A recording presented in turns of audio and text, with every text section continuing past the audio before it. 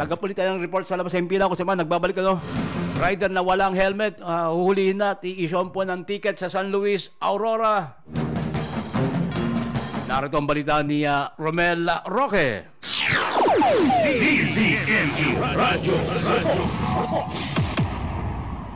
Huhulihin na nga kaante at i-issuean ng ticket ng San Luis sa Municipal Police Station ng lalawigan ng Aurora ang sinumang makitang rider na walang helmet, diretso penalty.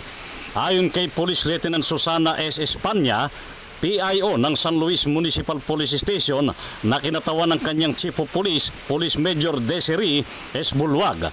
Walang sisinuhin ang kanilang pwersa kahit sino upang patuloy na mapangalagaan ang kaligtasan ng mga rider na pasaway. Sa mga minor de edad naman ay may kaukulang parusa na community service sa barangay ng 12 oras sa unang huli sa kaalaman ng kanilang magulang.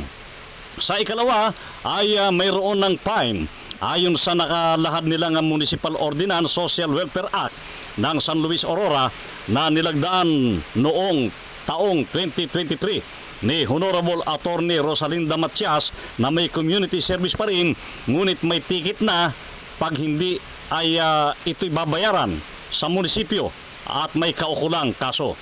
Idinugtong pa ng butihing tenyente na bawat checkpoint nila dapat ay makapag-issue ng ticket sa mga walang helmet. Minsan walang driver's license o maipakitang ORCR ng motor ang mga pasaway na rider na palaging merong nahuhuli at walang dala at takot. Sa kasalukuyan, patuloy ang kanilang checkpoint monitor sa mga highway at kalsada ng San Luis, Aurora. With Henry Mendoza, ako si Romel Roque, nag-uulat sa Target on Air ng DCME 1530, ang Radyo TV. DCME Radyo. Maraming salamat kay Romel Roque. Dapat lamang kasi para po sa mga riders yan kapag naka-helmet ka. Kapag hindi masabi, may aksidente, kapag paano helmet, di ba? Importante po naka-helmet kapag nagmumotorsiklo. Kay malayo, kay malapit, ha?